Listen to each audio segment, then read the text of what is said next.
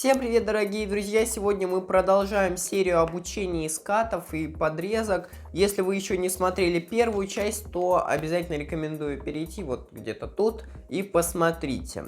А сегодня мы будем с вами изучать Octobus-Cut. Выглядит он вот так. Итак, чтобы его сделать, опять же, возьмите колоду в Dealer's Grip, отломите колоду большим пальцем и указательный палец переместите сюда. Теперь начинайте делать Revolution Cut, и вот на этом положении мы только не перекручиваем колоду, а большим пальцем берем и отламываем чуть-чуть стопочку. И доводим вот эту стопочку до конца. Еще раз. Сделали, отломили. Доводим до конца, и вот тут безымянным средним и вот тут указательным держим.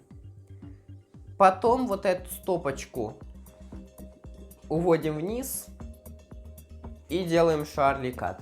Но также можно сделать вот так. Раз. Опустили вниз. Можно и потом сделать Revolution Cut.